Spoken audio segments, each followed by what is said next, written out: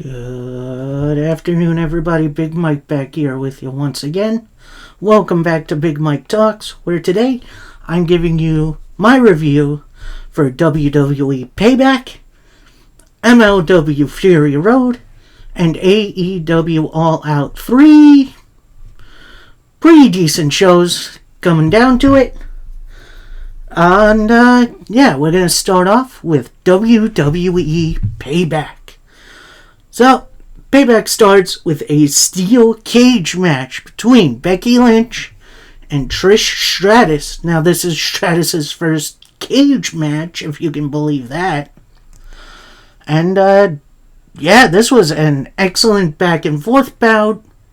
There were times where Trish was going through the door to escape. By the way, I hate the escape the cage stipulation. Can we get rid of that? I think WWE is the only promotion that does escape the cage rules for a cage match. So, and then, about near the end, Trish is crawling her way out the door. Becky Lynch grabs her by the ankle. Zoe Stark then comes along, grabs her by the arm. They start a little tug of war. Becky pulls them both back in the cage. Then Trish accidentally hits Zoe Stark again. And we get a manhandle slam for Becky Lynch to pick up the victory. Now, post-match, Zoe and Trish are left in the ring. Zoe's trying to console Trish Stratus. And Trish is like, no, back off. Back off. I don't need you right now.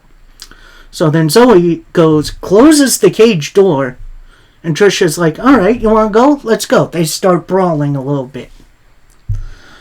Then, after that, we got a Z360. And it looks like Zoe Stark and Trish Stratus aren't a thing anymore. Which, I guess I'm okay with. Hopefully that leads to a match down the line. But, I'm going to say this. Thank you, Trish. You did a great job out there, and you killed it. Next up, we got a John Cena promo in which it's revealed he was actually the host of Payback, in which I didn't know B-level pay-per-views needed hosts. He pretty much, puts over the opener. Then he reveals he's going to be the special guest ref for LA Knight versus The Miz. This brings out The Miz. He's not happy about it. Then he gives John Cena tips for hosting, considering he hosted WrestleMania a few years ago, in which I totally forgot about that. I was that the year after he and I don't know. I forgot that. So at every turn, Miz is like, no, you can't be the special guest ref. You don't have a ref shirt. Someone comes down and gives him a ref shirt. And then he's like, yeah, looks like I'm the special guest referee. So then that leads right into Miz versus LA Knight with John Cena as the special guest ref. And it was a fine match. These two aren't super workers, but I think they got the job done with one another. Obviously, Miz tries a roll-up with his hand in the ropes. Cena immediately kicks his hand off, and that pisses Miz off to no end. Then we had a BFT, and you're a winner. LA Knight. Yeah. So then Knight and Cena go up the ramp. And Cena takes off his ref shirt for whatever reason. They shake hands, and Cena raises Knight's hand. So, little endorsement from John Cena. That's absolutely awesome. Ironic. Like I said, it I think this would have fit better on TV or something, but as a pay-per-view match, it felt unnecessary. Next up, we got the United States title match as Rey Mysterio defends against Austin Theory. Honestly, this was a decent bout, but I'm going to say this. It has become very difficult to care about anything with Austin Theory. Now, I say that he had a really good tag team match with Grayson Waller a few weeks ago, so maybe they'll continue that. Overall, your winner, pretty basic via the roll-up, which, that was interesting. Rey Mysterio. So, hopefully we get to see something neat out of Rey in the LWO going forward. And, I don't know, maybe we'll see something interesting out of Theory. We then go backstage for a Becky Lynch interview before she could answer questions. Out comes NXT Women's Champion Tiffany Stratton. I do apologize, I do not watch NXT. Although, yeah, we'll get to that. Stratton, who I guess cut a promo on NXT recently, running down, the previous NXT Women's Champions, including Becky, who she then reminded, oh, right, you were never NXT Women's Champion. And Becky retorts, yet. So, this past Tuesday on NXT, we did get to see the setup for Becky Lynch versus Tiffany Stratton for next week. So, that could be fun. Next up, we got a Steel City Street Fight for the tag team titles as Kevin Owens and Sami Zayn defend against Finn Balor and Damian Priest of the Judgment Day. And oh boy, they beat 7 shades of out of one another. Like, they used tables, kendo sticks, trash cans, can lids. Hell, at one point, Priest and Balor and Dominic Mysterio, who got involved, it's a no DQ match, tossed Zayn and Owens into the penalty box. They're celebrating a little. Cut back. Owens and Zayn are decked out in Pittsburgh Penguins gear, including gloves, sticks, and jerseys. And they come out of the box and just big old hockey fight. It's great. This match was pretty good. Near the end, we had Finn Balor dead to rights after a stunner and a haluva kick, but then JD McDonough takes out Zayn. JD McDonough has been, I guess, trying to get into Judgment Day, so we'll see what happens there. Then Owens powerbombs him through the announce table. This brings out Rhea Ripley, who hits a big old spear through the barricade on Owens. And then we get a haluva kick. 1, 2. Dom comes in with the Money in the Bank briefcase to break it up. And, then Finn Balor lays his arm over Sami Zayn. 1, 2, 3. Your winners and new tag team champions, the Judgment Day. Which, honestly, this match was a whole lot of fun. It was pretty much car crash TV. That's the best way I can put it. In the best possible way. A lot of fun, this match. I am a little sad that Owens and Zayn lost the match, but with the insurmountable odds, it was going to be tough for them to win. And then we get the down point of the show as we get a Grayson Waller effect with special guest Cody Rhodes, who has a big announcement as main event Jey Uso is coming to Raw. Now, a few weeks ago on SmackDown, he did announce he's quitting the Bloodline, he's quitting SmackDown, and he's quitting WWE. Now, I guess then Cody Rhodes reached out to somebody and brought Jey Uso here to Raw. So, nice little moment for Jay, which ends in a super kick to Grayson Waller, which I don't see Waller and Jay feuding, but we'll see what happens.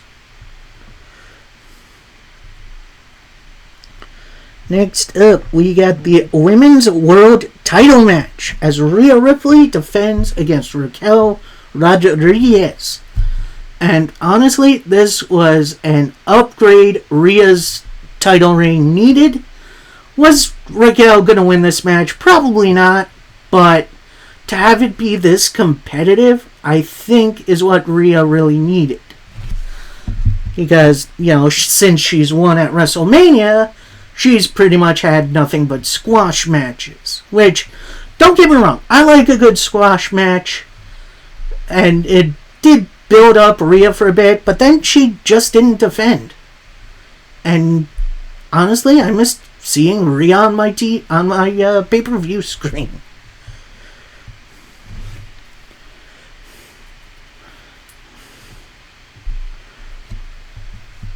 About near the end, Raquel has Rhea dead to rights. Out comes Dominic Mysterio for the distraction. Raquel hits a power slam, big old power slam to Dom, but this gives Rhea enough time to get up, hit the Riptide, and pick up the victory and retain the title. And like I said, I think this is what Rhea's title reign needed. As much as I like the dominance, this definitely helped Rhea's reign and helped Raquel feel like a big threat. So maybe down the line, she does beat Rhea. We then go back to John Cena, who's dressed up in a suit and a tie, but still with his t-shirt on. And he's channeling a character from Southpaw Regional Wrestling, if you guys remember that. Personally, I didn't watch it, but, whatever.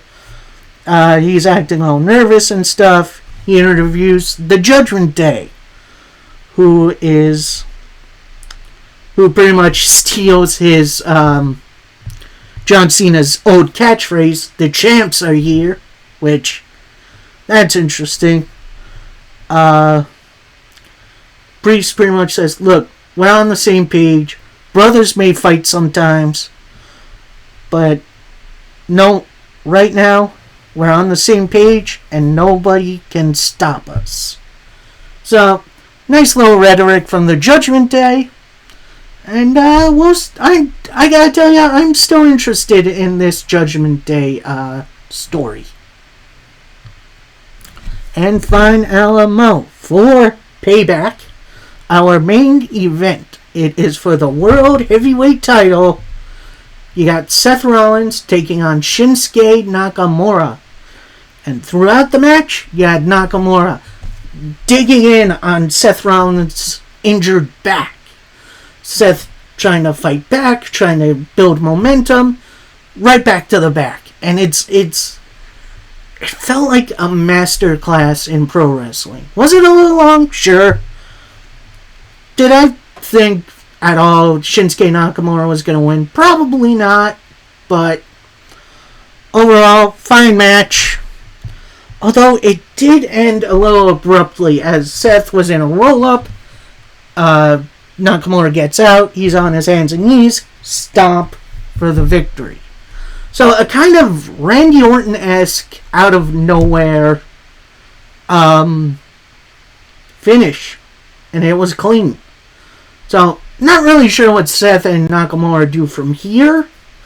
I guess we'll see on Raw.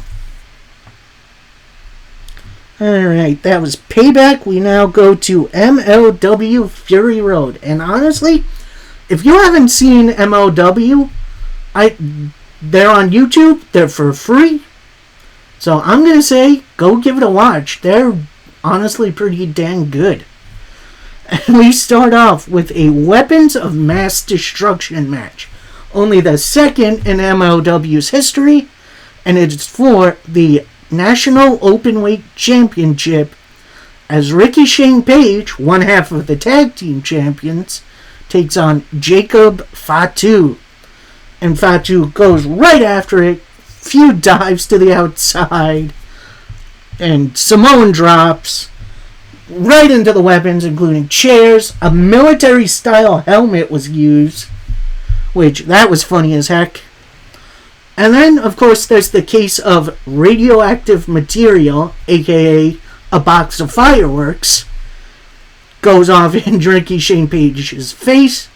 Out comes Akira to help him, because this is, again, a no DQ match.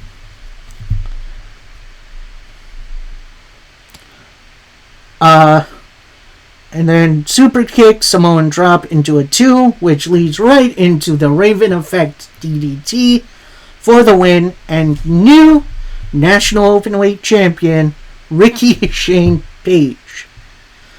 Then we go backstage with the second gear crew, and they're just losing their mind over the smell of Mance Warner's foot. He's in a Kiss My Foot match later on. And they're just dying. While Mance Warner is cutting this serious promo where he's going to take down Matt Cardona. And yeah, honestly, it was pretty funny. Like watching old man Manders and Matthew Justice just gagging while this promo was going on.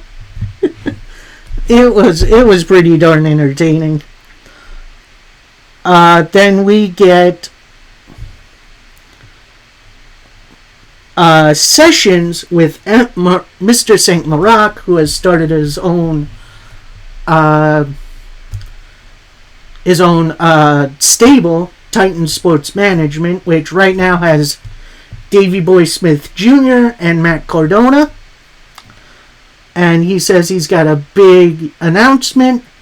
He announces the return of Selena De La Renta. Now, if you don't know who that is, she was in MLW pretty early on, and she was the manager to a bunch of luchadors, including the Lucha Brothers, if you can believe that.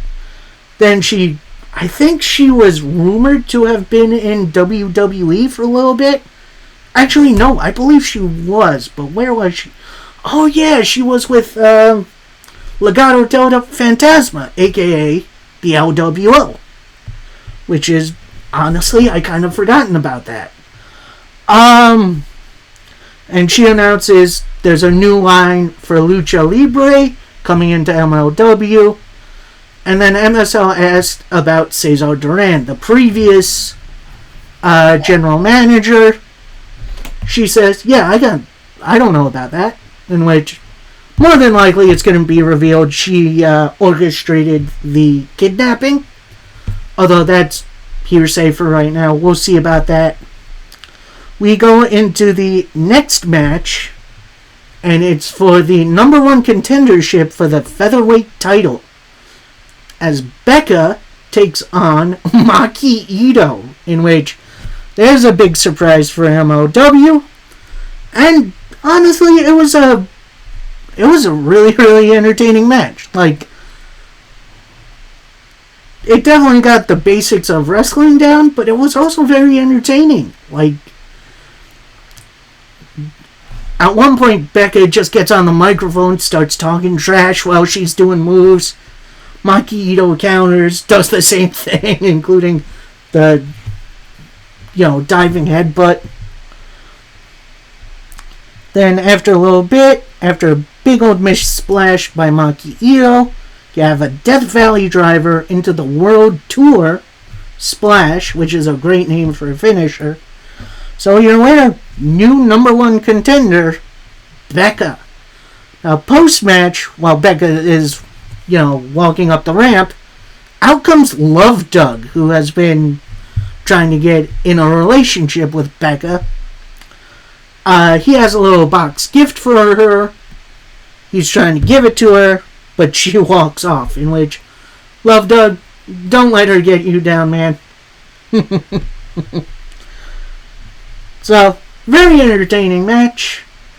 which then leads into the Kiss My Foot match, where the loser has to kiss the winner's foot.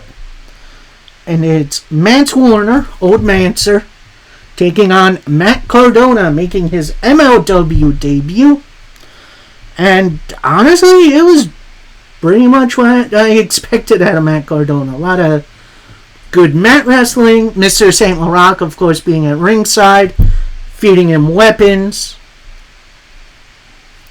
And at one point, Mancer gets busted open really good. Cardona hits a spear through a door, which that looked gnarly. And after a low blow into a radio silence, your winner, Matt Cardona. So Mr. St. Laurent and Cardona are setting up a couple of steel chairs in the ring. The entire time, St. Laurent is getting his shoe and sock taken off by someone ringside, which I wouldn't want that.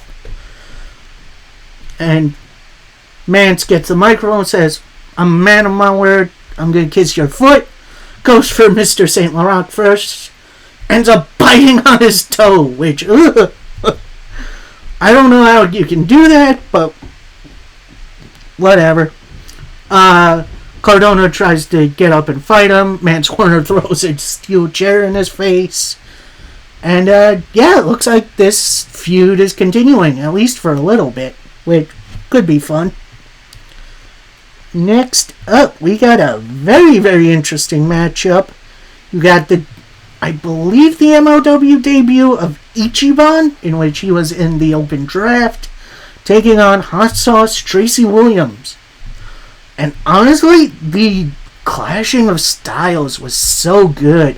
You had the kind of lucha libre style of Ichiban, the ground and pound and technical of Tracy. It worked really, really well. And then after a flatliner, your winner, Ichiban, which, pleasant surprise for a victory. And hopefully we got something cool for him coming down the road. Next up, we got Tony Deppen taking on Kushida, making his MLW debut as on loan from New Japan Pro Wrestling, and we'll get to that in a minute. And honestly, again, another really good, really technical matchup by the two of these men. Worked really, really well together. Couple of times, Kushida went for the hoverboard lock, but Deppen did this with his hands, blocking it, which, of course, is always smart. In the end, Kushida hits the Back to the Future for the victory. Now, post-match, Tony Deppen re-enters the ring. Looks like he's going to give Kushida a handshake. Soon as he goes for it, Tony Deppen flips him off and leaves. So, it looks like this feud might be continuing.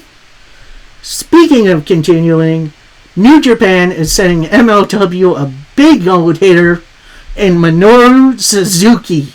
So, look out for him in MLW coming soon. And a fine Alamo for Fury Road. We got the MLW World title on the line as Willie Mack takes on Alex Kane.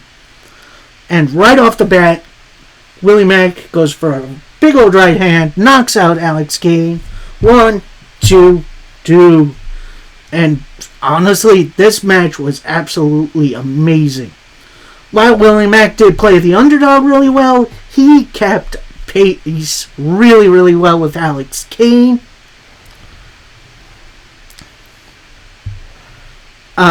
Willie Mack near the middle hits a stunner, but Alex Kane rolls out of the ring.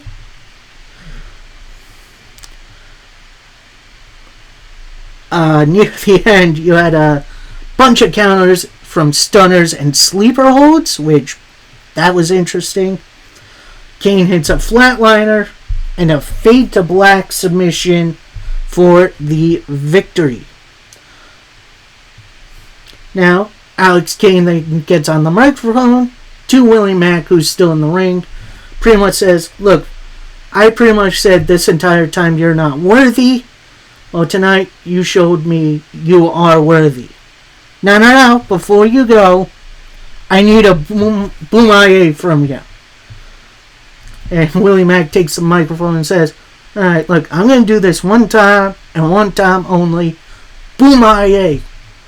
So, a little respect shown from the champ. And honestly, a really good way to end a really solid show. Like I said, MLW, absolutely underrated, and I think you should check it out. And finally, we have AEW All Out, which was honestly a really surprisingly good show, despite the lack of build from All In the previous week. So, and of course, considering they're in Chicago without Punk, I'll talk about that a little later. We start off with the Ring of Honor Tag Team titles as the Dark Order, John Silver and Alex Reynolds, take on MJF and Adam Cole, baby. And honestly, this was an absolute great match. A lot of good back and forth. Near the beginning, Silver knocks MJF out of the ring, and he's just clutching his neck. He doesn't feel right. So the doctors come, check on him, and they help him to the back. So for now, it's Adam Cole 2-on-1 against the Dark Order, and he's fighting them off. He's taking all they got. Eventually, MJF does come back out. He gets the tag. And Cole and MJF hit the double clothesline for the victory. Now, post-match, Adam Cole is helping MJF to the back. As soon as that happens, Samoa Joe's music hits. He's ready for his match. And Joe is walking down the ramp. Shoulder bumps MJF. Kind of similar thing he did to MJF, who was playing a security guard in NXT a few years ago. If you haven't seen that footage, go check it out. It's wild. So Samoa Joe's in the ring. Adam Cole is telling MJF, no, don't. He's not worth it. You'll get him next time.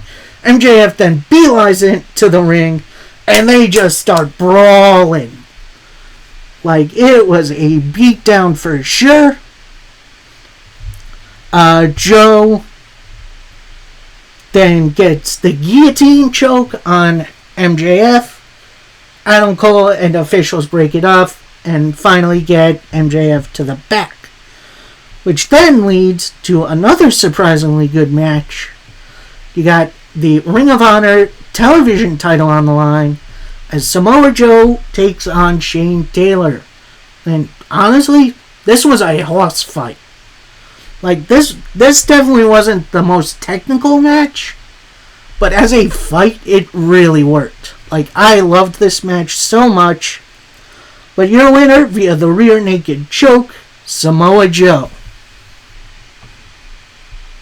We then roll right into the next title match as the TNT title is on the line as Darby Allin takes on Luchasaurus. And Darby is trying to fight his best out there.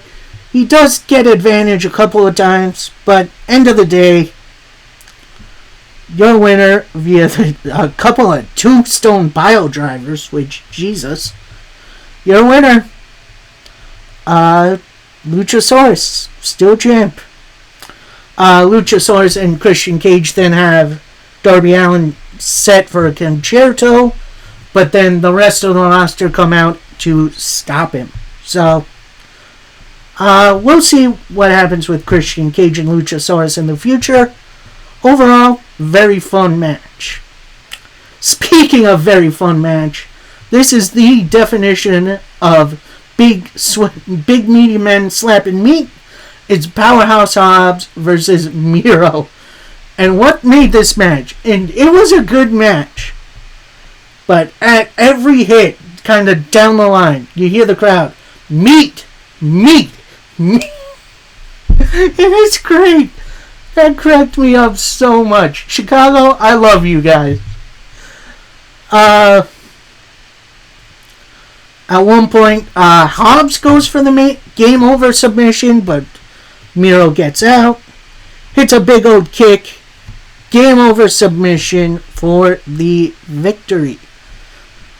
Now, post-match, initially, Hobbs and Miro do the meme handshake thing. You know what I mean? The kind of like that kind of Mega Powers-esque handshake. But then Hobbs attacks Miro, hits him with a steel chair a couple times. Then out comes, making her AEW debut, CJ Perry, a.k.a. Lana, a.k.a. Miro's wife. She then gets in the ring, hits Hobbs with the chair a couple times. That does pretty much nothing. Looks like Hobbs is going to take CJ's head off. Miro with a couple of chair shots of his own. And then he finally noticed CJ. And you can tell he's a little confused. And he says, "You're not real. You're not real." And he walks off. In which I'm interested to see where this story goes. Like, it has been a while since Miro has had an interesting story. No offense to his rivalry with Hobbs, but I'm interested to see where this goes.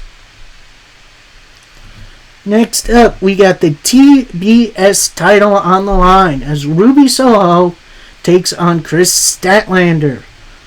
And obviously you have Saraya ringside, but no Toni Storm. We'll get to that in a minute. Yeah, lots of really good back and forth. Some outside interference from Saraya. Near the end, it looks like Soho has... Statlander has Soho beat. So then Saraya gets the, usual paint spray can. Looks to give it to Soho. In comes Toni Storm, who snatches it away.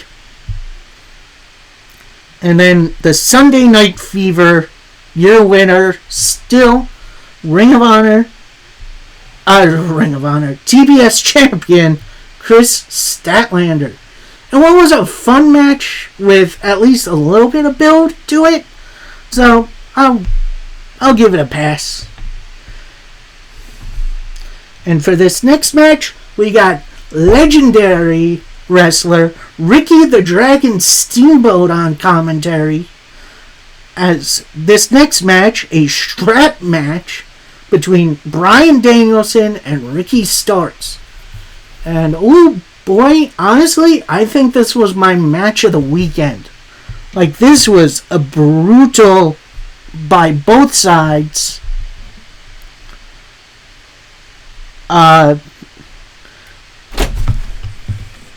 Steamboat does try to get involved a little bit, but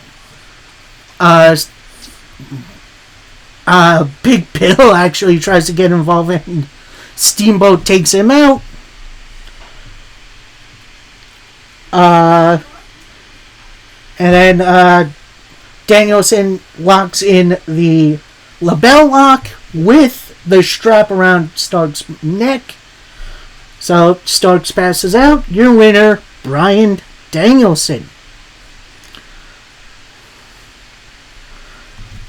So next we got a little announcement by Nigel McGuinness as he reveals the winner of the Over Budget Battle Royal, in which I guess it was a charity Battle Royal on the pre-show. Winner Adam Page and Tony Khan decided to donate that money to the Chicago Public Education Fund, which that's very nice. I'm happy AEW could give back once again.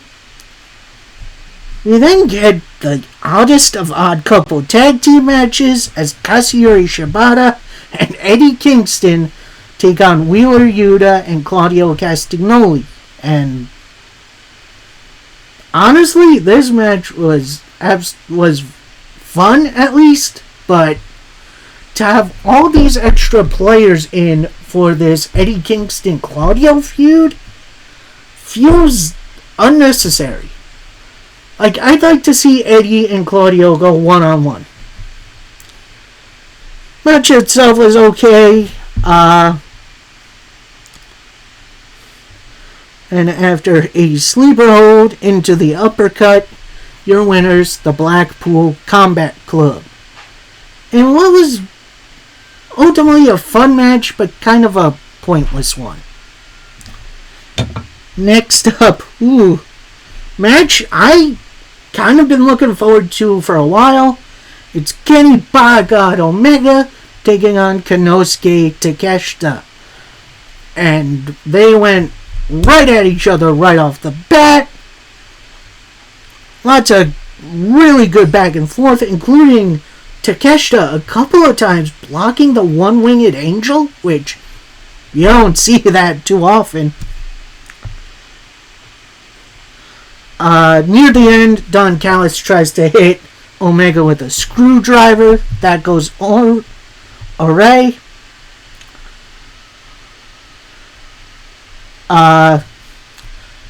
Near the end, Omega has Takeshita up in the one-winged angel position. Takeshita has the screwdriver. Ref takes it away. And then after a roll-up for a 2 count and a couple of nasty knee strikes, your winner, Konosuke Takeshita. And honestly, I'm going to say that's the right call. Like, I love Omega. This builds some really good stuff for Takeshita. And hopefully gets a title opportunity somewhere down the line. Next up, a very chaotic yet very fun 8-man tag team match as the entirety of Bullet Club Gold, that's Jay White, Juice Robinson, and Austin and Colton Gunn, takes on FTR, Dax Harwood and Cash Wheeler, and the Young Bucks, Matt and Nick Jackson. And honestly, it was fun to see the different combinations of Young Bucks and FTR use each other's tag team moves. That's very fun. But end of the day, Bullet Club Gold were too much to on the same page as Jay White hits Cash Wheeler with the Blade Runner. This brings in Colton Gunn to pick up the victory for Bullet Club Gold. Guns up. And yes, I'm a Bullet Club Gold fan. Sue me. And fine hello for the entire weekend. We got the international title on the line as Orange Cassidy takes on Jon Moxley. Now Moxley, right off the bat, took advantage. Cassidy did fight back for a bit, hit a couple of orange punches for a 2 count. Broke out of Moxley breaking out of the beach break for a penalty kick. At one point, Mox had Cassidy in the label lock, although that got countered into the Bulldog choke. Cassidy countered a pile driver, which that could have been the end. A couple of orange punches into a cutter. Cassidy hits a spear for a 2 count. King Kong closed the lariat.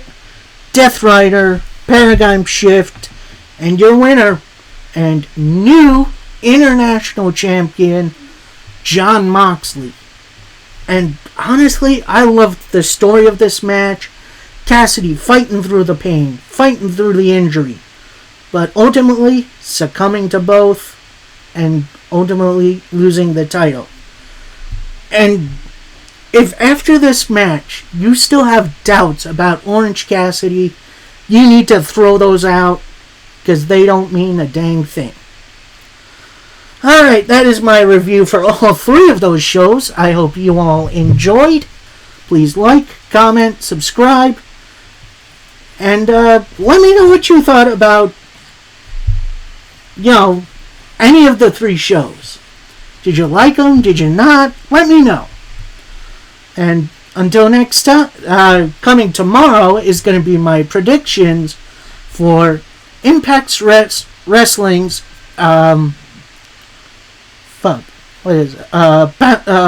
Victory Road. So, until next time, happy wrestling, everybody. Peace.